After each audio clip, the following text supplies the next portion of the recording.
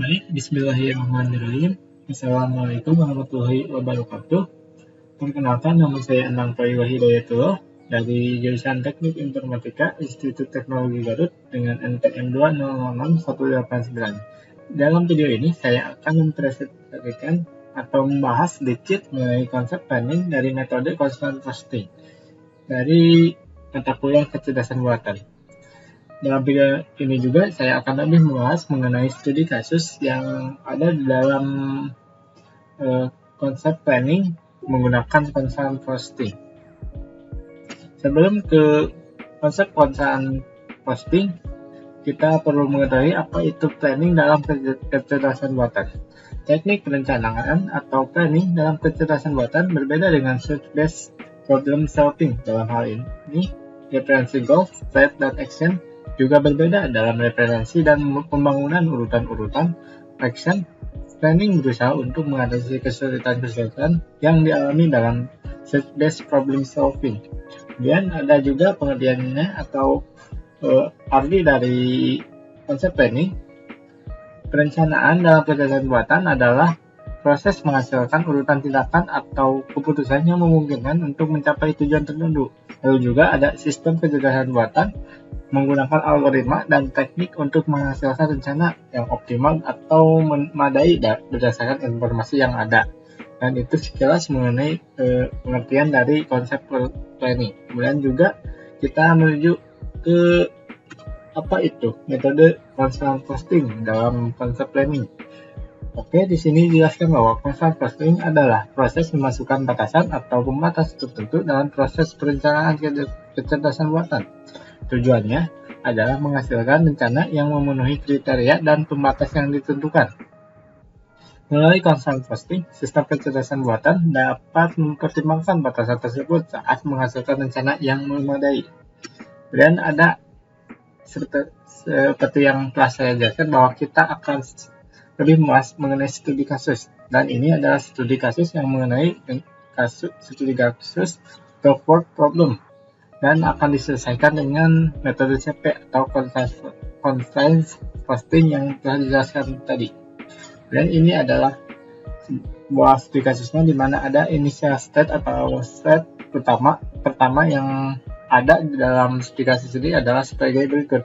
Di sini dapat kita lihat bahwa ada meja dan balok-balok. Di dalam gambar tersebut dijelaskan bahwa A, C, dan D berada di atas meja, yang berarti dia mempunyai state on table, dan B ada di atas A, yang berarti on D, A, dan B, C, D itu di atasnya nggak ada apa-apa selain dirinya sendiri, yang berarti dia memiliki state clear atau fungsi clear.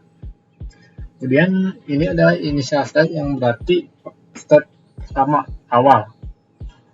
Dan dilanjutkan ada goal state atau state tujuan, di mana kita harus menempatkan A dan D itu di atas meja, C itu di atas A yang berarti on CA, dan B harus berada di atas D yang berarti on BD.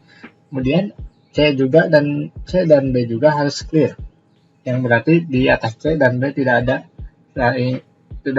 apa-apa selain dirinya atau tidak ada balok lain.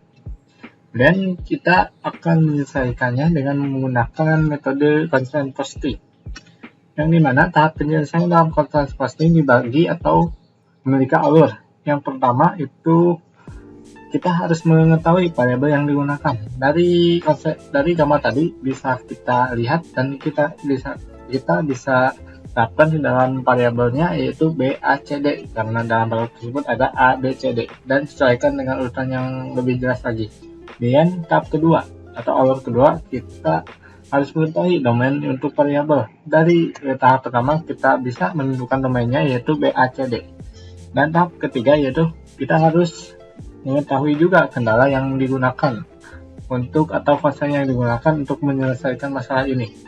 Dan ini adalah solusi dari concern atau dari kendala tersebut, di mana dari initial state ke goal state itu cukup sederhana, hanya ada dua state atau dua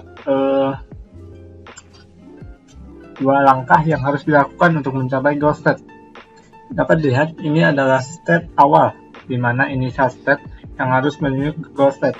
Dan langkahnya ada dua, yaitu pindahkan B ke posisi D. Yang berarti yang asalnya B di atas A di sini, kita pindahkan atau holding menggunakan dengan robot ke posisi D, atau menggunakan posisi state, di mana harus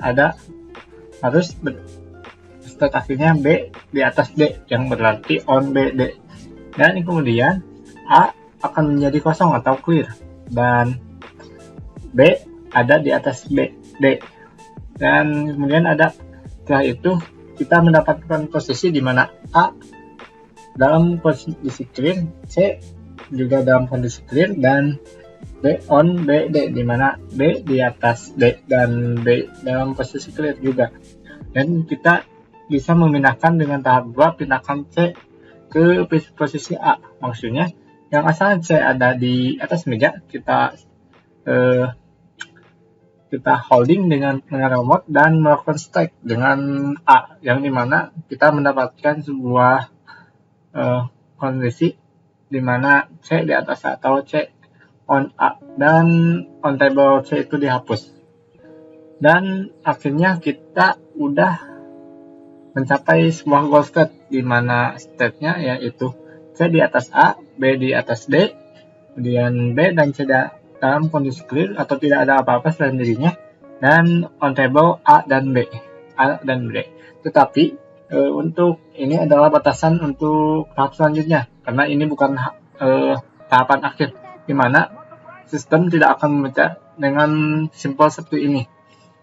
Maka kita harus mendetailkan sebuah tahapan-tahapannya. Nah, detail penyelesaiannya akan dilihat dalam tabel berikut, seperti tabel berikut, di mana kita memiliki 4 langkah untuk merefactoring dari hasil sebelumnya, di mana 2 langkah tersebut direfactoring menjadi 3 langkah, dan maksudnya 4 langkah, maaf. Dan setiap langkah pasti memiliki state dan current state, yang dimana itu adalah kita langkah-langkah untuk mencapai sebuah goal state dengan 4 langkah tersebut. Maka akan mencapai sebuah hasil yang seperti tadi. 2 langkah tersebut direfactoring atau diperkecil lagi dengan 4 langkah, supaya sistem bisa membaca langkah-langkah tersebut dengan menggunakan metode constant posting. Maka sekian untuk tahap penyelesaiannya dalam metode constant posting dengan studi kasus dog word problem. Lalu maka kesimpulan dari metode constant posting yang telah dilakukan tersebut, maka kesimpulannya adalah serangkaian langkah diambil untuk memindahkan objek dari posisi awal ke posisi yang diinginkan. Constant posting digunakan untuk memastikan rencana memenuhi batasan dan kriteria yang ditetapkan. Kemudian ada dependensi antara objek dan batasan diikutsertakan dalam perencanaan. Dan proses perencanaan memungkinkan manipulasi objek secara efisien dengan mempertimbangkan dengan robot-robot kosong. Maka itu dari kesimpulan itu kita dapat menunjukkan pentingnya mempertimbangkan batasan, dependensi, dan efisiensi dalam perencanaan kecerdasan buatan untuk mencapai tujuan yang ditentukan. Mungkin itu cukup dari saya mengenai metode constant posting dalam konsep planning kecerdasan buatan. Sekian dari saya. Wassalamualaikum warahmatullahi wabarakatuh, dan terima kasih.